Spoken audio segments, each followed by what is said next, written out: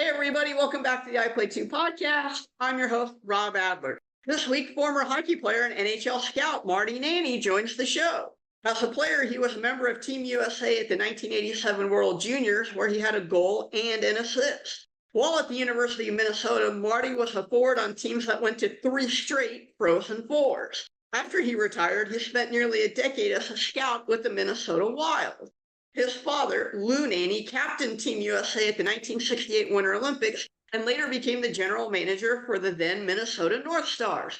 Marty, welcome to the show. Thank you very much for having me, Rob. I appreciate it. And thank you for being here. How are you doing?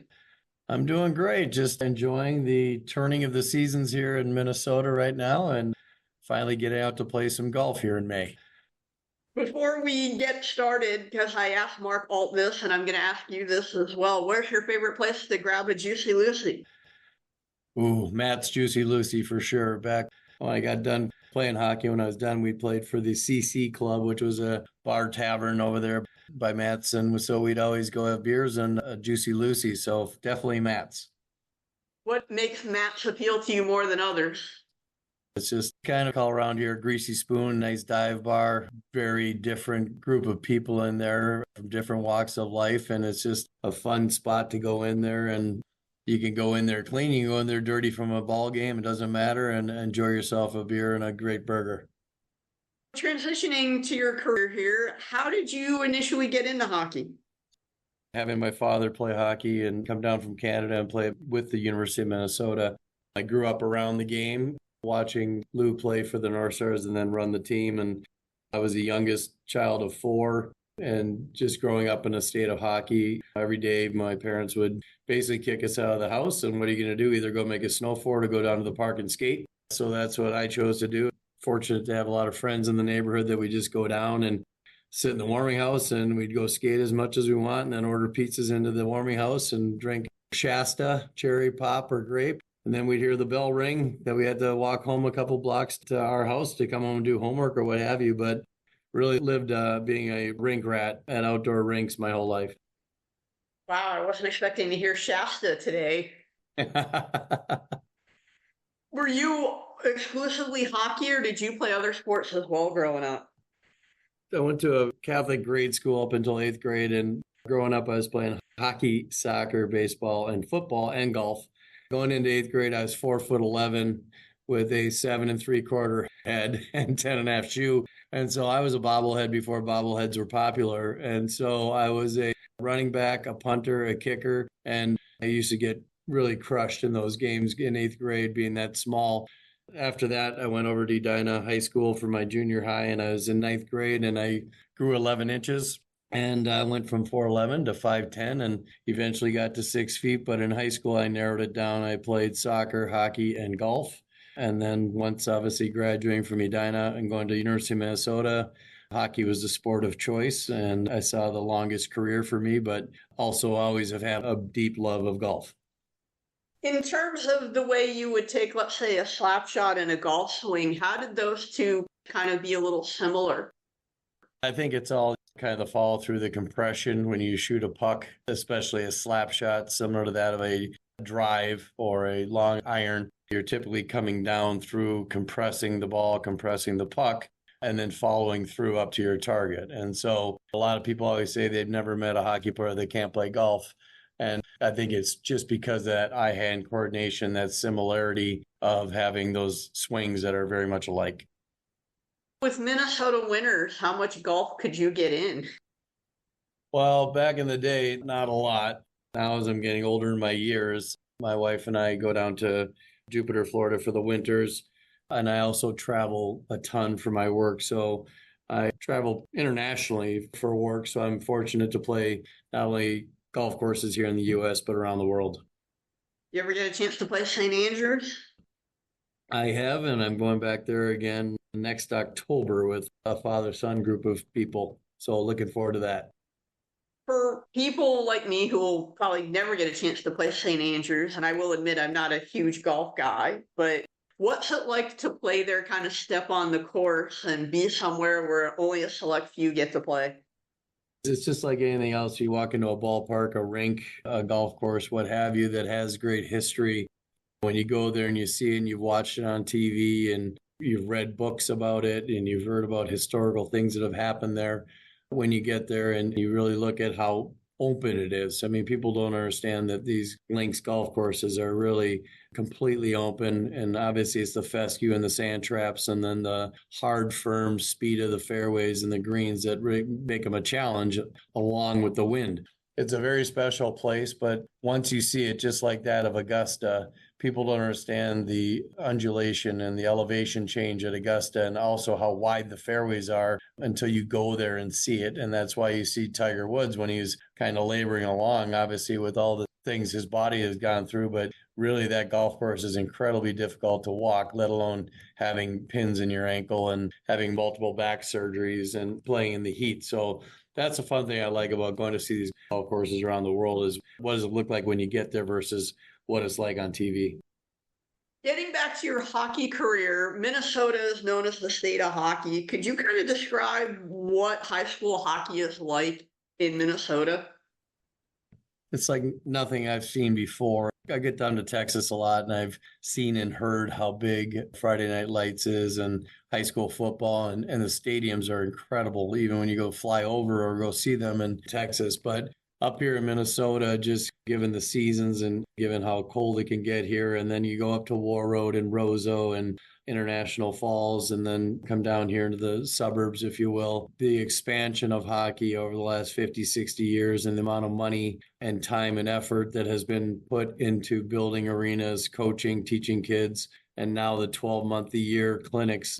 I didn't have that when I was a kid. We used to get dropped off up at Brainerd, Minnesota for hockey school and or go to Bob Johnson's for 1 week in Aspen, Colorado for his hockey school. But otherwise, you're playing summer games. And so to see the business that has been made, especially in Minnesota, to support boys and girls hockey is amazing. And so having so many NHL players that have played in the league and especially have played for Minnesota, the Wild, and or North Stars have come back here and chosen to raise their children here in Minnesota. I can't believe how rich the state is in not only players, but also coaches and people that come back to this community to support it. And the cherry on top is if you can ever make to the state high school hockey tournament to see 110, 120,000 people come out for 3 days and support high schools. And that's what they live for.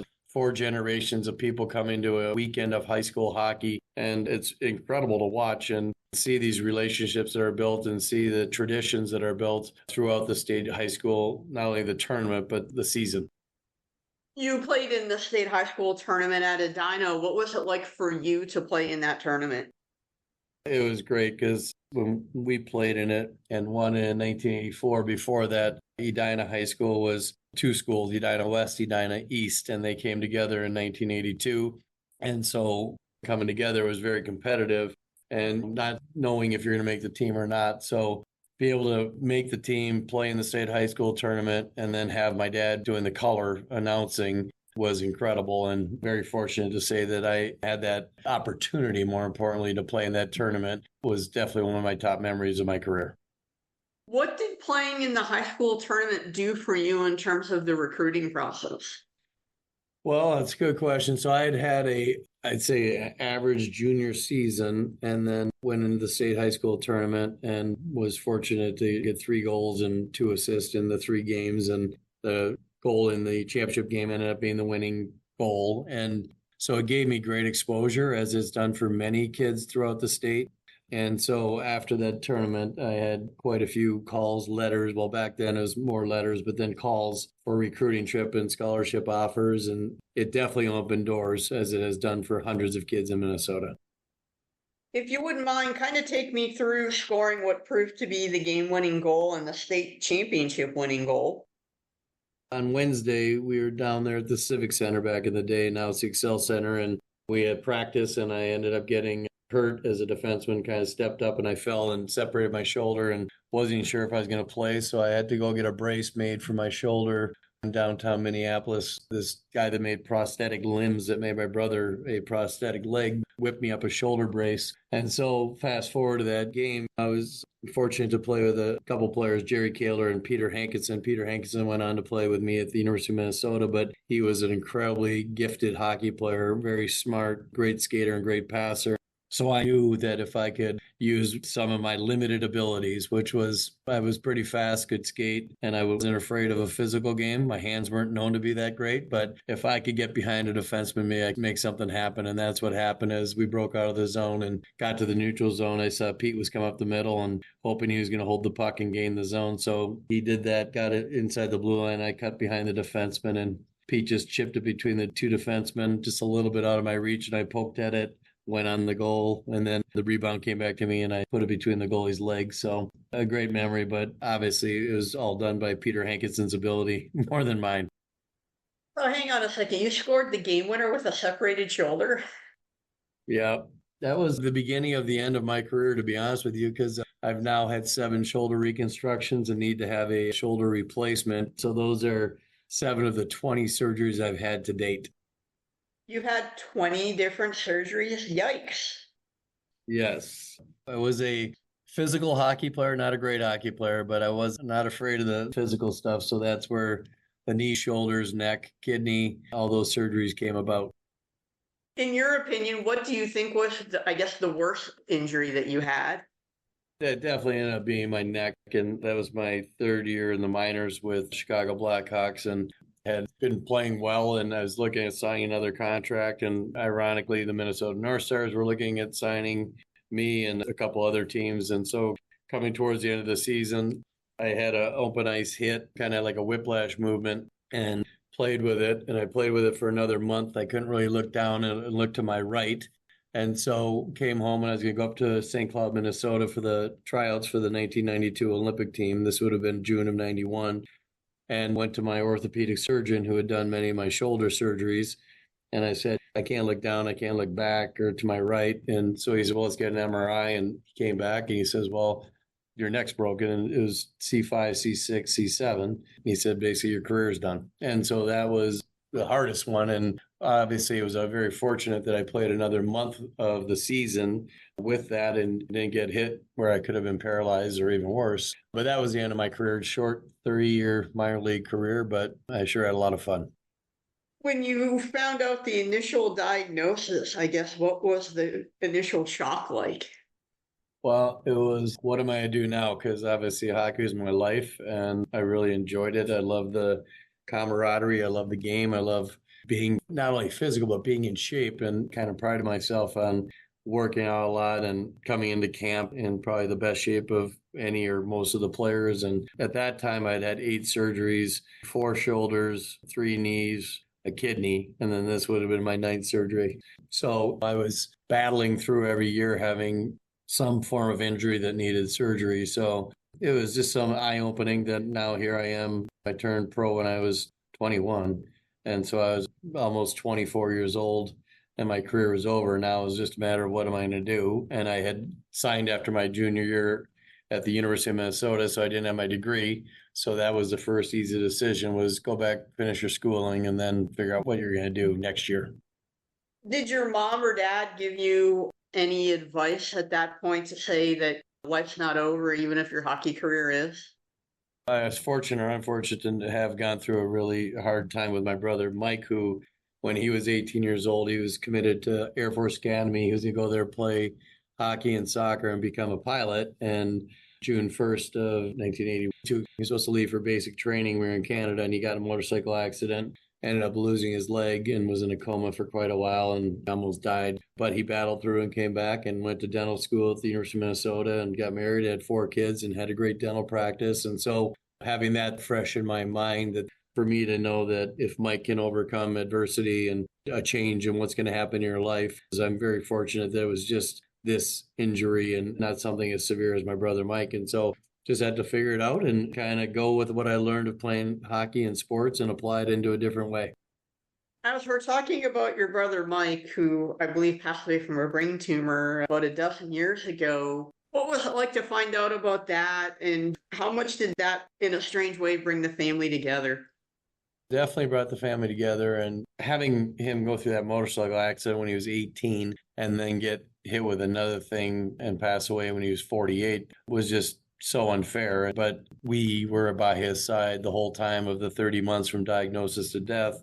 And I can honestly say he cried one time, and he never said, "Why me?" He said, "Bring it on." And he was a very competitive person. He was incredibly jovial and positive. And he and I spoke almost every day, if not every day, playing practical jokes on each other. And he's a dentist, and I'd come in there or call in there, and we'd play jokes on each other. We played golf together. And my dad at that time had left hockey and was in the finance business, and where he was going, we all were kind of doing our own thing. And when somebody becomes terminally ill, the family's got to rally, and it definitely brought us closer together. And there's a lot of pictures of Mike and memories of Mike. And he was a huge role model for all of us because he wasn't the biggest guy. He was 5'8", but he played like he was 6'2" in hockey. He was a great soccer player, great golfer. And even after he lost his leg, he skied, he played golf, he played hockey. So he was just an amazing competitor.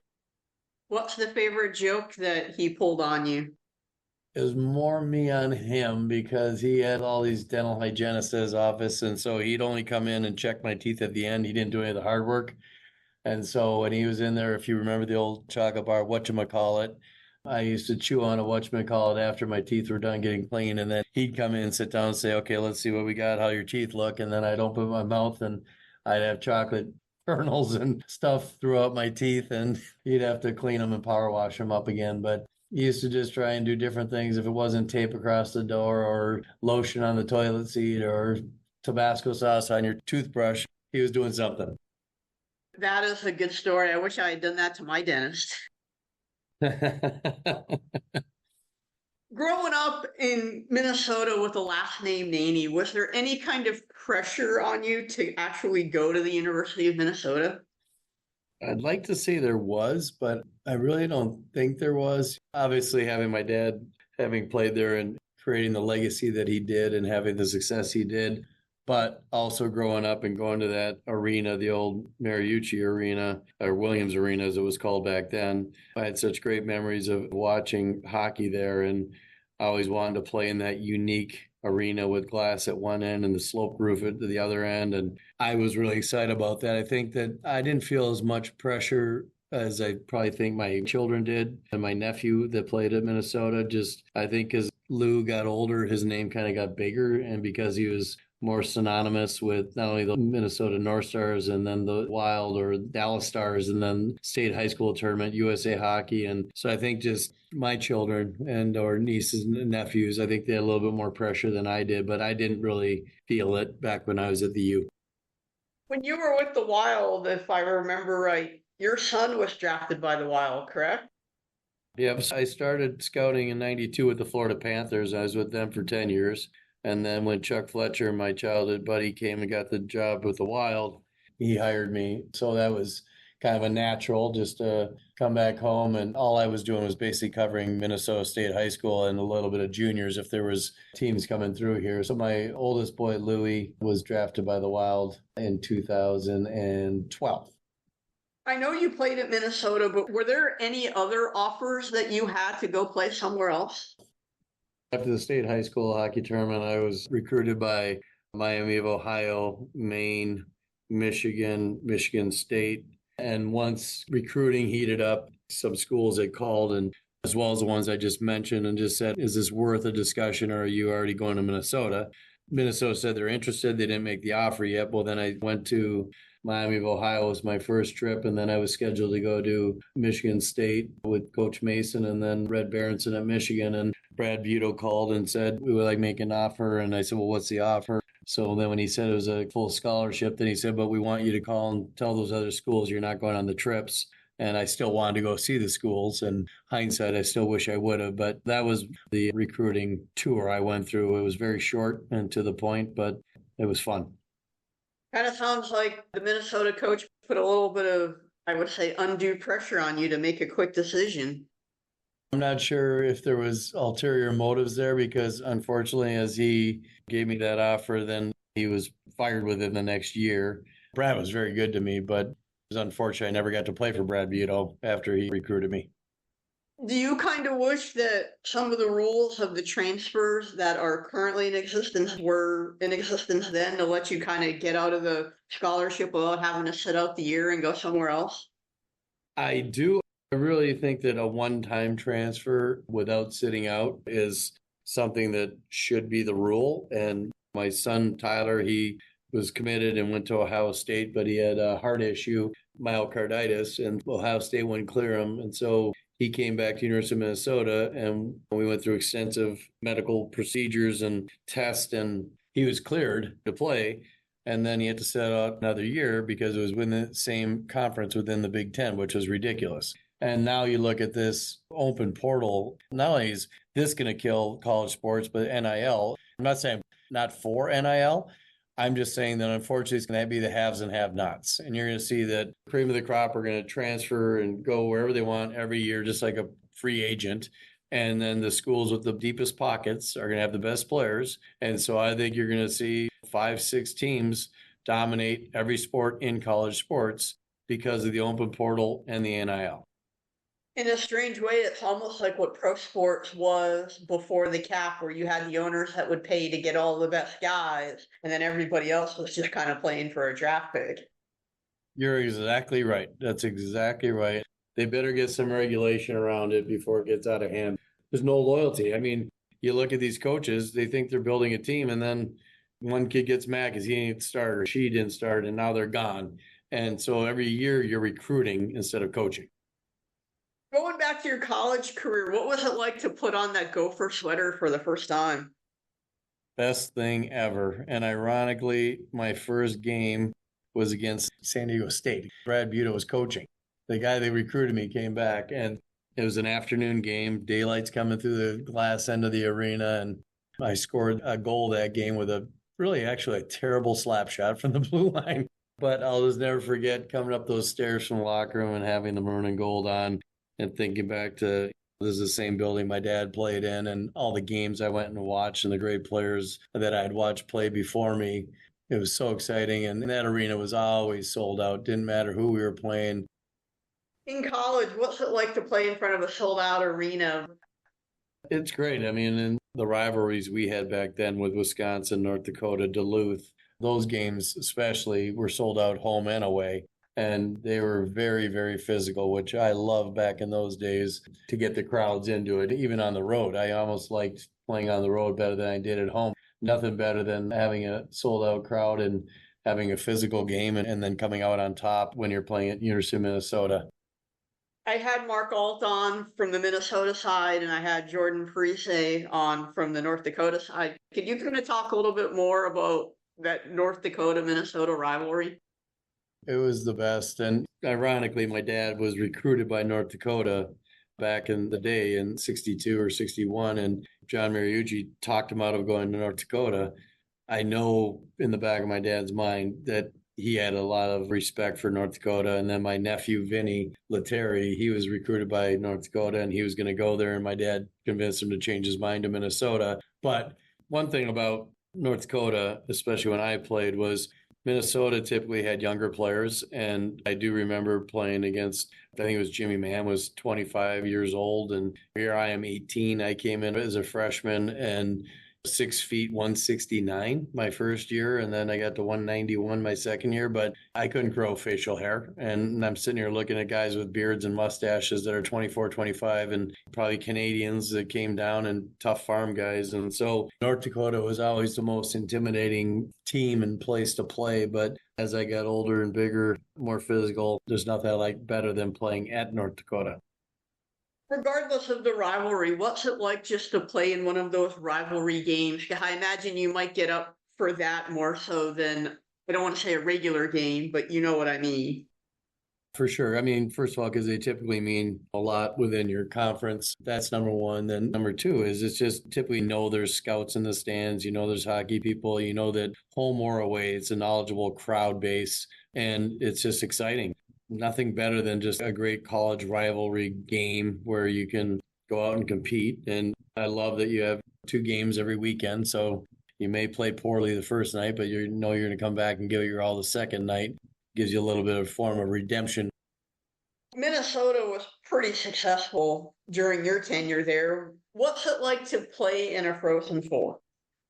It was great. We were fortunate to win the WCHA, I think, all 3 years and get to the Final Four all 3 years I was there, playing against Boston University or Michigan State or Maine or whomever it was. It was just great to see schools that you didn't typically play during the season, but then you can develop some rivalries that eventually, when I played on the World Junior team, those were guys I disliked a lot. And then I ended up playing the junior team with them and I became lifelong friends. Speaking of the junior team, how were you selected for it? I went to the junior team tryout at Lake Placid in the summer of my freshman year. They had picked, I believe, 14 of the 21 players, and then they were going to pick the rest after October, November of the beginning of the season. So I came back and I had a pretty good first 2 months to the season, and I think they just felt that they needed a role player, if you would. I wasn't a goon or anything, but I was just a physical third, fourth line guy that could go in the corners and get the puck out to people and take the body when needed. And so I think I was called in early November. They told me I was going to play on the team, and that was a great call to get. I would imagine so. Getting the chance to wear the red, white, and blue has got to be pretty cool. To look at back at Peter Laviolette and Brian Leach, and we had Brown and Scotty Young, and some really good players on that team, and Rob Stauber, one of our goalies, and also having Dr. Nagabads, who was the doctor for the 1980 Olympic gold team. And he was a childhood doctor for our family. He used to stitch us up at his house on his dining room table. And then now he was our team doctor for the World Junior tournament when we were over there. Playing in the World Juniors, what was it like to go play against some of the international best young players? Phenomenal experience, intimidating at times, obviously playing against Russia and Sweden, even Canada. So everybody was bigger, faster, stronger. And when we got over there, one of my highlights, unfortunately or fortunately, was that we got in a fight in warm-ups because the Canadians were shooting pucks at us. And then Rob Stauber started shooting at them, and big fight broke out in warm-ups. And that was the same year that Canada and Russia got in a huge fight. But I just remember Jason being such a big, strong defenseman. He was incredibly thick and he was just a beast of a guy. And for me, just to see the skill level of the country's top players at that age group was a different game. And that kind of helped elevate my game when I got back. And first series I had after I got back from over there was at North Dakota. And once you know it, first shift or second shift, I get in a fight and get kicked out of that game in the next game. And so a lot of what happened over in the World Junior led back into college hockey, but it definitely helped me see that I had to play at a faster, more physical pace if I was ever going to make it. That pre-fight with Canada, I could totally see that with guys like Theo Fleury and Brendan Shanahan on that team. Exactly. It was a fun one. And to have my mom and dad there in the stands was just as fun. What was it like to go play in Czechoslovakia at that time? At that time, yep. It was great. My first trip over there. And it was, I gotta say, at that time, pretty dark and gloomy over there in December, early January. But the buildings were filled. They loved their hockey over there. And even though I couldn't understand what people were yelling, it was still exciting because they supported every game, not only Czechoslovakia's game at that time, but the arenas were filled for when we were playing Sweden or Norway or whomever was playing. They're very avid hockey fans. What was it like playing in a communist country? Were you guys warned about anything that you could or couldn't do?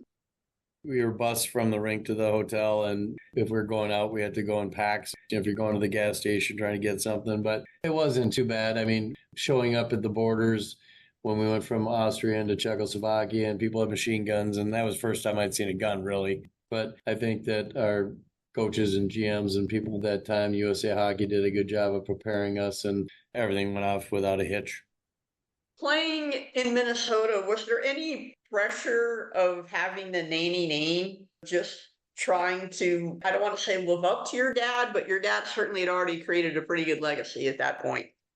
Yeah, and I think that's something that me and my siblings kind of battle with the whole time, is that for whatever reason, people had this preconceived idea that here we are, we're Lou Nanne's kids and we're spoiled brats. Well, what they didn't know back in that day is when my dad was playing, I think the most money he ever made was probably $100,000 a season. And that was probably at the end of his career. And before that, he was doing things in the off season, selling envelopes before he turned pro and or doing radio shows or doing the state high school tournament. So even though he was known athletes back in that day, and he was good friends with the Vikings and Fran Tarkington and Mick Tingelhoff and those guys. So what we tried to do is be overly nice to people because people already had this, like I said, a preconceived idea that we might have been spoiled because we had multiple cars in the driveway. They didn't know they were free because the car dealers used to give athletes free cars just to help promote their brand and let people know that that athlete's driving this car. And so it is what it is. People are going to judge you how they want to judge you, and you can't control that. You just got to live your life and be who you are. How hard was it for you to create your own identity? I think that was a big part of my mom. I mean, my dad's always been a very outgoing personality, and I like to think I have a good blend of both. I am somewhat of a prankster too, and I like to have fun, and I know my dad did that with his teammates, but the harder part came after hockey of really figuring out what am I going to do and how am I going to do it and what is going to be my unique ability, if you will, or what's my secret sauce, or how I'm going to differentiate myself from the competition. And so it's taking little parts of my mom, my dad, and kind of what you learn over time and hopefully take the best parts and utilize it to help give yourself some success. Growing up, because of your dad being so well known, was there anybody that you got to meet in the hockey world that you realize now was pretty cool? When I was in ninth grade, because the North Stars were not doing very well at that time and weren't going to be in the playoffs, my dad used to get asked to do TV for ESPN. And so he took me on a trip from Washington, New Jersey, Philadelphia, and Pittsburgh. On that trip, I think it was Pittsburgh was playing Edmonton, and Wayne Gretzky came in, and this was his rookie season. And my dad in the lobby of the building introduced me to Wayne, and he had a yellow Walkman. Wayne said, "Nice to meet you. Do you mind holding on to this for me until after the game?" So I was holding on and listening to Wayne Gretzky's Walkman back in that day. I can't remember who it was on the cassette tape, but definitely Wayne Gretzky, and then caddying for my dad and Bobby Orr. Then caddying for Bobby Orr was pretty special, especially on the second tee box when Bobby's about to tee off and a squirrel ran up his back and sat on his right shoulder. And it was the weirdest thing. And my dad was laughing so hard because Bobby just froze. And this squirrel was sitting up on his haunches on Bobby Orr's right shoulder on the second tee box. If you ever meet Don Cherry, you got to tell him that Orr story. Will do. Cherry has a slight man crush on Bobby Orr that's borderline worrisome. True story, I interviewed Cherry many years ago in Toronto, and we were talking about Wayne and Mario and a few others, and about 15 minutes in, he's like, "So when are we talking about Bobby?" Bobby wasn't even on the agenda. Don is a great, unique figure, that's for sure. At the end of your college career, you turned pro with the Blackhawks organization. What was the transition like from the college game to the pro game for you? Huge. Having signed after my junior year, it was something I didn't really want to do at that time, but I felt I had to do it. Me and Coach Woog were kind of at odds at that time. And so just remember talking to my agent, Don Meehan, and Bob Pulver is the GM of Chicago. And so Donnie said, "We're going to sign. Let's fly to Chicago and sign your contract. And then I'm going to take you to a Cubs game," which was amazing. So just signing with Chicago, which really, to be honest, I don't know why, but growing up as a kid, I was a Chicago Blackhawk, Philadelphia Flyer, Chicago Bears fan. And so now to have this opportunity to sign with Chicago, and then when I go to camp to see Dennis Savard and Dave Manson, and my first minor league goalies were Ed Belfour, Dominic Hasek, and Darren Pang. So not too bad for having those three goalies in the minors. And so just going in and seeing this is a completely different game, being pro than college, seeing the size and the speed and the physicality was eye-opening in my first training camp. Getting in a fight with Dave Manson, my first training camp, wasn't what I was asking for either, but you learn quickly what to do and what not to do, and that it's a much longer season. It's 82 games versus 44 if you go a long way in college, playing maybe 3 to 5 games a week versus 2 games a week. And so it's a much larger grind. It's a much bigger toll on your body, and you have to make sure you know what you're doing. I can't imagine getting into a fight with Dave Manson because he could throw hands. I didn't know it was Dave Manson in our first inter-squad game, and I was down on the sideboards and I was getting cross-checked in the back of the head, and nothing against Dave Mackey because he was a tough player too, but I thought it was Dave Mackey cross-checking me. And so I turned around, dropped my gloves and threw 3 pretty good rights. And then all of a sudden I kind of take a break. I look and it's Dave Manson, not Dave Mackey. And all of a sudden he hits me with probably 3 big thundering rights, popped my eardrum, separated my shoulder. And Mike Keenan was our coach at the time and comes through and goes, how's he doing? And trainer says he's got a popped eardrum and a separated shoulder. And Mike says, well, make sure he can't play again. And I was like, well, that wasn't a very positive feedback. So I kind of knew I was probably headed to the minors after that one. But that was my first fight. So Keenan's the coach of the Blackhawks. You do get sent to the minors, and you get to play for another taskmaster in Darryl Sutter.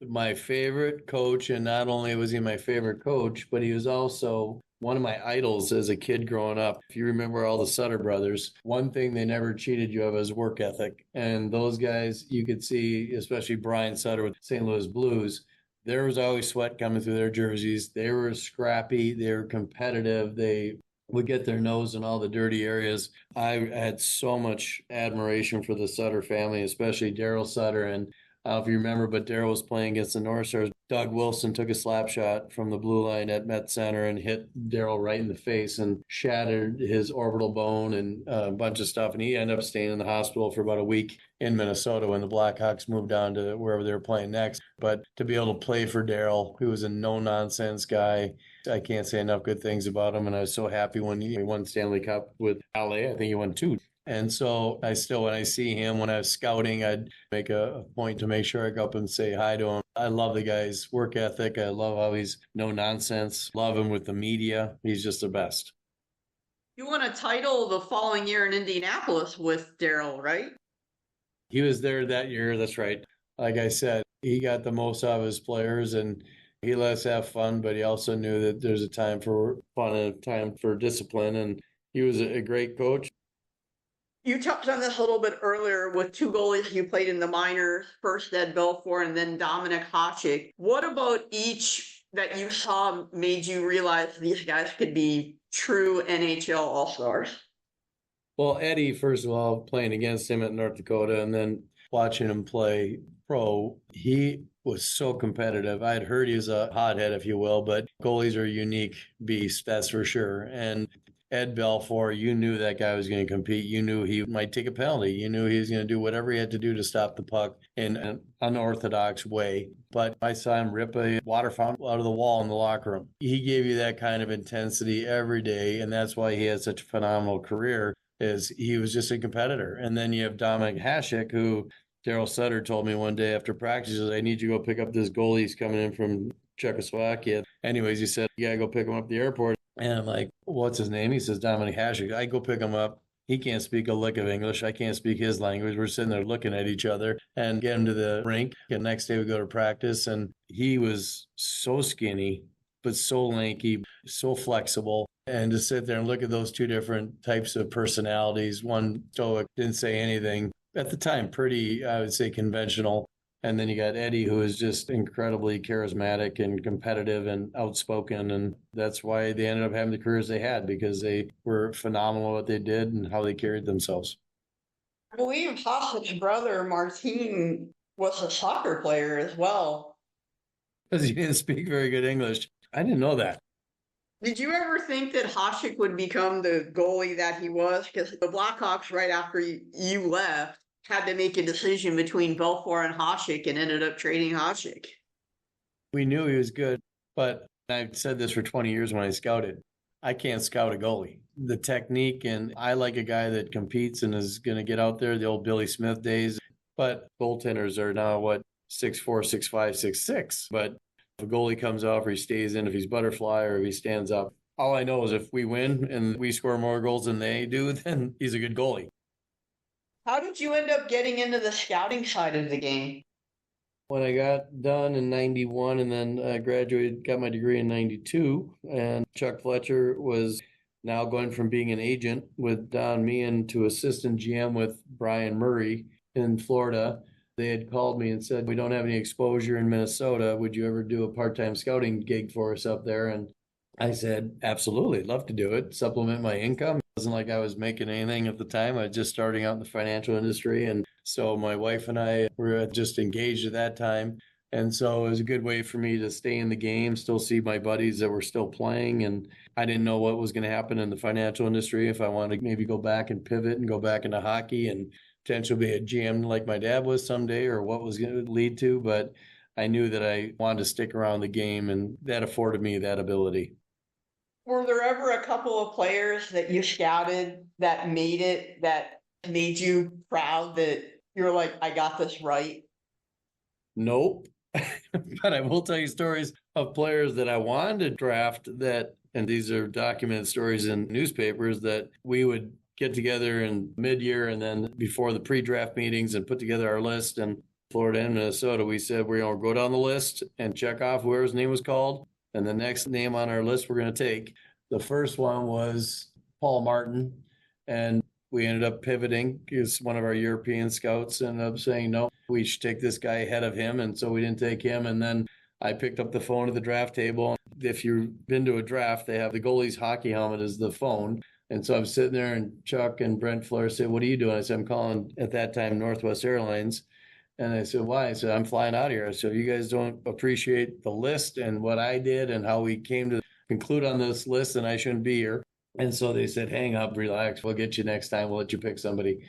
And then, to be honest, this one's come back to bite me right now, is that my last one with Minnesota, we had Brock Besser's name next on our list. Our European scouts again ended up pushing, and we ended up taking Joel Eriksson Ek. And if you look at the stats, the first few years, Brock Besser had an amazing career and Eriksson Ek had a slow start. I would say that today, Eriksson Ek has really become an incredible two-way player. Brock Besser is having one of the best years he's ever had, now a great playoff. But I was incredibly frustrated at that pick, especially a homegrown guy.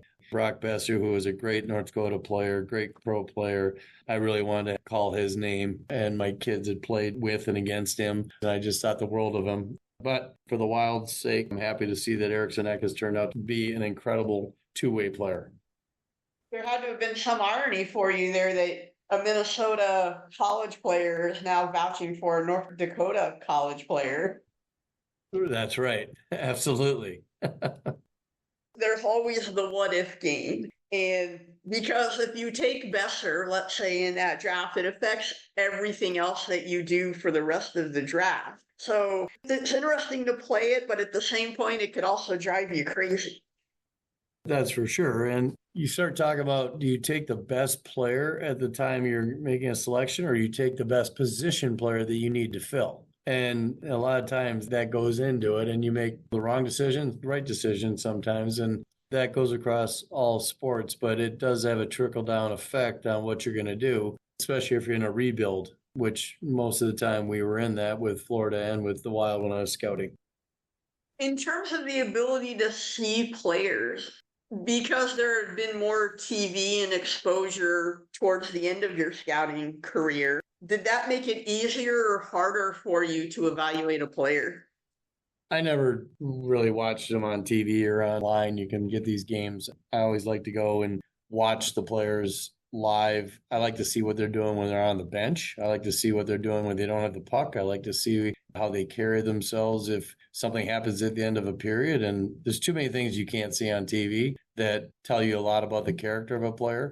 If they make a mistake and their coach is yelling at them, how do they react? And you can sit there and watch them on the bench and see if you feel like they're rolling their eyes or talking back, or if they get it. And so when I scouted, I was always a in-person scout. I never really scouted online or on TV. As scouting was part-time, and you mentioned earlier you got in the finance industry, what part of the finance industry did you get into? When I was done playing hockey, I was dating a girl for about 8 years, and her father had sold his business for a large sum of money. And I went and talked to him. I said, I think I'm going to go be a stockbroker at Smith, Barney, or Merrill Lynch. And he said, every dumb hockey player is a stockbroker. He says, you should go meet my friend who does estate planning, succession planning, investments, what have you. And so I went and met with this gentleman. His name was Jeff Nevin. Jeff looked like JFK Jr., a very good-looking, charismatic guy, and had a great business and worked with some of the most affluent families in Minnesota that my family had known as well. And we hit it off, and he also offered me $1,000 more than Smith Barney and Merrill Lynch. So I took the job, and best advice he gave me was my first year, don't worry about selling anything. Just go out and meet people in your network, ask them how they became successful at what they do. And he said, you'll be amazed. A lot of wealthy people like to talk about themselves. And by the end of that conversation, they'll ask you what you're doing. And so it was a very non-threatening way. And I'd go to meetings with him, and I just learned through going to those meetings and then getting licensed and starting to work on some design that I love to do: estate planning, succession, generational planning. And so that's what I did. But also at the same time, I realized that I have a very fortunate network of people that own businesses. And so I needed to align myself with people that, similar to that, the Mayo Clinic. If I was call it the cardiologist, the estate planner, but I needed a benefit person, the orthopedic, or I needed 401k person. So I wanted to get out and do what I did in sports. I wanted to be a part of a team, know my role. And so I just wanted to go out and find people that were specialists in different areas. So I eventually built my own company with a couple partners that were doing just that. I do life insurance, estate planning, generational planning, and then we do benefits, 401k, retirement planning, financial planning, wealth management, and then property casualty, both commercial and personal lines, as well as executive benefits, deferred compensation, those types of programs. So it's been 32 years. It's been a great business for me. It's allowed me to see the world. It's allowed me to meet very unique, great, successful people and help them with what's important to them, how they're going to accumulate, preserve, and distribute their wealth, and also play some of the greatest golf courses and see some of the most beautiful countries in the world because of this industry. How hard was it to get the business off the ground initially?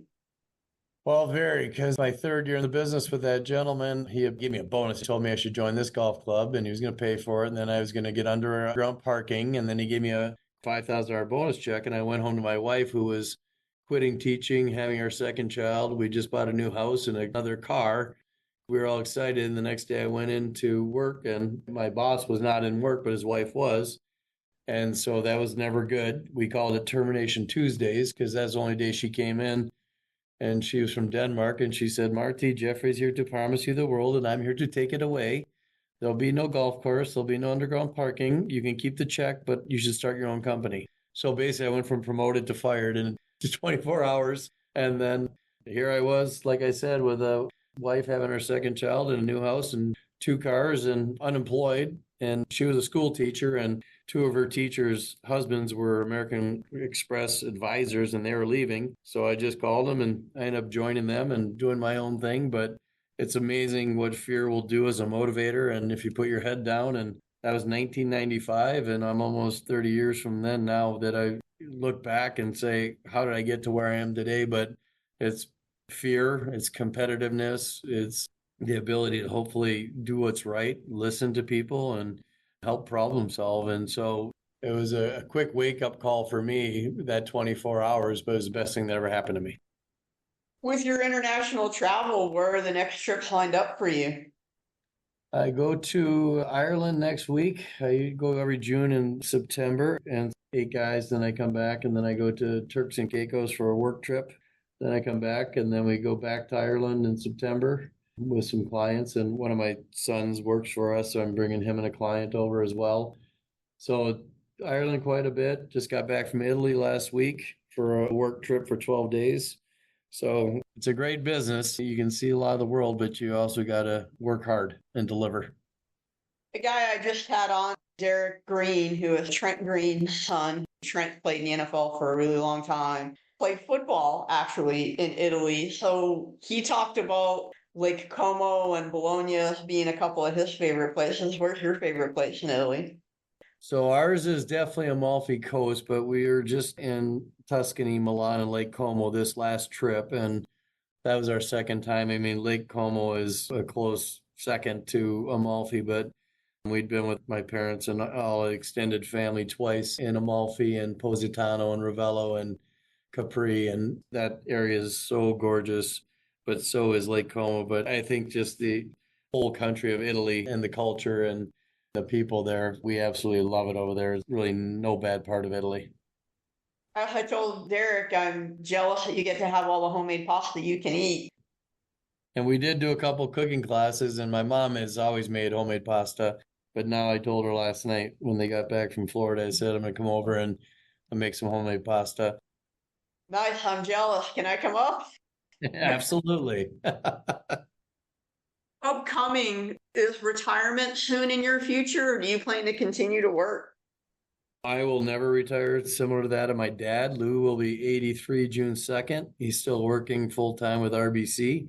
Full time for him is probably 3 days a week or 2 days a week, but he's still traveling. He invests and manages money for pension plan union. So in our business like his, if you do what you love and you work with people you like, it's really not work. And for me, with all the generational planning I've done for families, I could never leave these families high and dry as orphan clients, if you will. It's just too much of a relationship. My clients are my friends first and clients second. I can't walk away from that. And so I see myself doing this probably till I die. I'll do it from different places. Less will be more, but I want to make sure that my clients have the team behind them, which we do here at my office. We have a pretty robust team that's going to be here when I'm gone, but I don't intend on retiring anytime soon, if at all.